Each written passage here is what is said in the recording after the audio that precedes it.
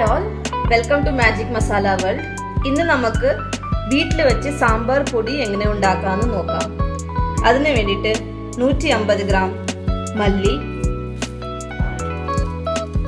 5-6 പിരിയൽ മുളക് കശ്മീരി മുളകെന്നും പറയാറുണ്ട്. സാദാ മുളക് 5-6 കശ്മീരി മുളകിന് എരിവ് കുറവും സാദാ മുളകിന് എരിവ് കൂടുതലാണ്. സോ എരിവ് അനുസരിച്ച് നമുക്കത് എടുക്കാം. 1 പിടി ഉഴുന്ന്, പിന്നെ സാമ്പാർ പരിപ്പ് 1 പിടി, 2 ടേബിൾ സ്പൂൺ ഉലുവ, പിന്നെ ഇത് ഓപ്ഷണൽ ആണ്. അരി, ചുമല അരി ആവശ്യമുള്ള ആൾക്കാർ ഇട്ടാൽ മതി. എൻ്റെ വീട്ടിൽ ഇതിടും. ഇതിന് ടേസ്റ്റ് ഇട്ടാൽ പ്രത്യേകം ടേസ്റ്റാ. ഇൻ കേസ് ചുമല അരി ഇല്ലെങ്കിൽ നമുക്ക് അതിൻ്റെ സ്ഥലത്ത് വെള്ള അരി യൂസ് ചെയ്യാം. പിന്നെ കട്ടക്കായം കടയിൽ മേടിക്കാൻ കിട്ടും. അത് പൊടിച്ചാലാ ഇച്ചിരി ടേസ്റ്റ് ഉള്ളത്. ഇപ്പം ഞങ്ങളുടെ അടുത്ത് ഇല്ലാത്ത കാരണം ഞങ്ങൾ അതിൻ്റെ പൊടിയാണ് ചേർക്കുന്നത്. സോ ഇതെല്ലാം നമുക്ക് വറുത്തിട്ട് ഇത് പൊടിച്ചെടുക്കണം. പൊടിക്കാൻ നേരത്ത് മാത്രം കായത്തിൻ്റെ പൊടി അതിനകത്തേക്ക് ചേർത്താൽ മതി. നമുക്കിനി അതെങ്ങനെയാ വറുത്ത് പൊടിച്ചെടുക്കുന്നതെന്ന് നോക്കാം. ഇനി നമുക്കത് വറുത്തെടുക്കാം. അതിനായിട്ട് ഞാൻ ഒരു ചീൻചട്ടി വെച്ചിട്ടുണ്ട്.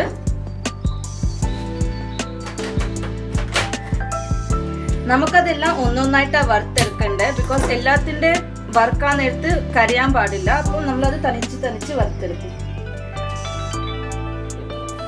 ആദ്യം മല്ലിയും മുളകും ഇടാം.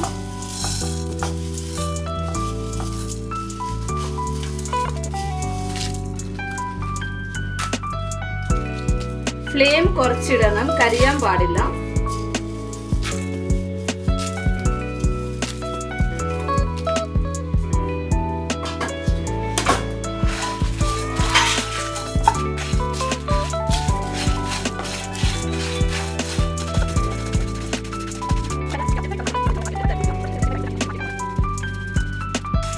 ഇതിന് ചെറുതായിട്ട് കളർ മാറ്റം ഉണ്ടായിട്ടുണ്ട്. അപ്പം നമുക്കിത് മാറ്റി വെക്കാം, ഇല്ലെങ്കിൽ അത് കരുതി പോകും. നമുക്കത് മാറ്റി വെച്ചിട്ട് അടുത്ത ഇൻഗ്രീഡിയൻ്റ് ഇടാം.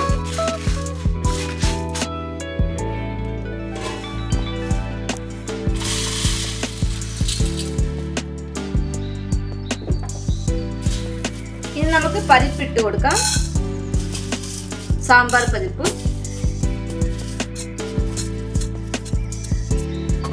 എല്ലാം ചെറുതായിട്ട് വറുത്ത് വന്നാൽ മതി, കരിയാൻ പാടില്ല. സോ അത് നമ്മൾ സൂക്ഷിച്ചോണം. പരിപ്പ് കഴിഞ്ഞു. ഇനി നമ്മൾ ഇത് പ്ലേറ്റിലേക്ക് മാറ്റിയിട്ട് അടുത്ത ഉഴുന്നിടാം.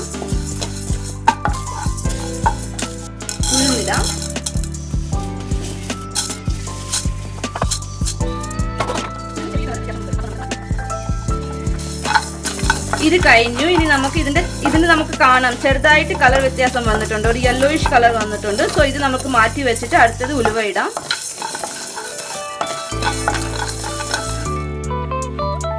നമുക്കിനി ഉലുവ ഇടാം. ഉലുവ എടുത്തിട്ട് ഇതും കുറച്ച് ചെറുതായിട്ട് ചൂടായാൽ മാത്രം മതി.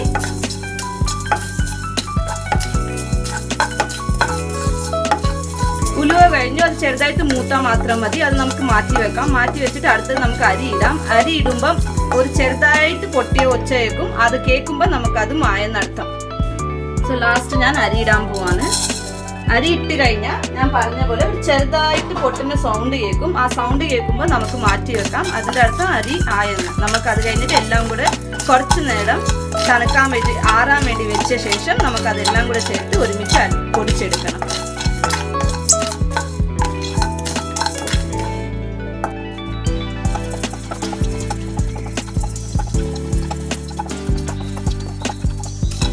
നമുക്കിന്നകത്ത് ചെറുതായിട്ട് പൊട്ടിയ സൗണ്ട് കേട്ടിരുന്നു. ഇനി നമുക്കിത് നിർത്തി വെച്ചിട്ട് ഇത് മാറ്റി വെക്കാം.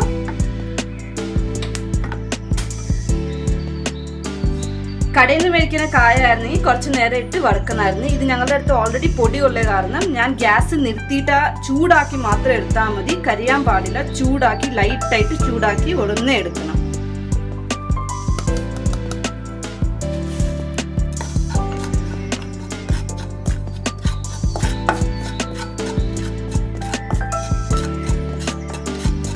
ഗ്യാസ് നിർത്തി വെച്ചിരിക്കുക. ഓണിൽ ചൂടാക്കാൻ പാടില്ല, കരിഞ്ഞു പോകും.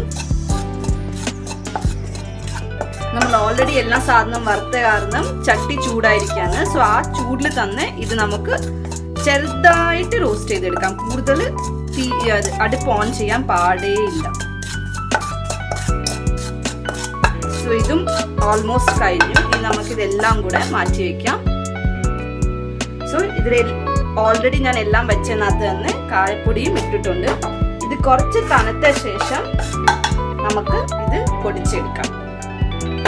ഇതൊരു 5 മിനിറ്റ് തണുക്കട്ടെ. നമുക്കിത് തണുത്ത ശേഷം പൊടിച്ചെടുക്കാം.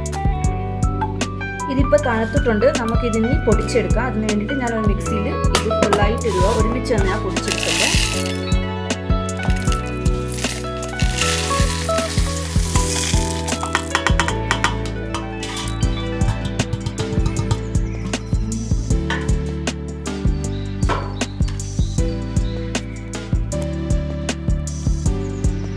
നമ്മളിത് പൊടിച്ചെടുത്തിട്ടുണ്ട്. ഇത് നമുക്ക് തുറന്ന് നോക്കാം. നല്ല സോഫ്റ്റ് ആയിട്ട് നൈസായിട്ടുണ്ട്. നല്ല സ്മെല്ല് വരുന്നുണ്ട്. സോ നമുക്കിത് നോക്കിയാൽ ഞാൻ കയ്യിലെടുത്ത് കാണിക്കുന്നുണ്ട്. ഇതിനകത്ത് ഒരു തരിതരിയായിട്ടൊന്നുമില്ല. നല്ല സോഫ്റ്റ് ആയിട്ട് അരിഞ്ഞ് കിട്ടിയിട്ടുണ്ട്. ഇത് നമുക്കിനി സാമ്പാറിൻ്റെ കഷ്ണം വെന്ത് കഴിഞ്ഞിട്ട് അതിലേക്ക് ഇട്ടാൽ നല്ല ടേസ്റ്റ് ആയിരിക്കും. സോ ഹോം മെയ്ഡ് സാമ്പാർ പൊടി റെഡിയാണ്. എല്ലാവരും ഒന്ന് ട്രൈ ചെയ്യുക. Thank you.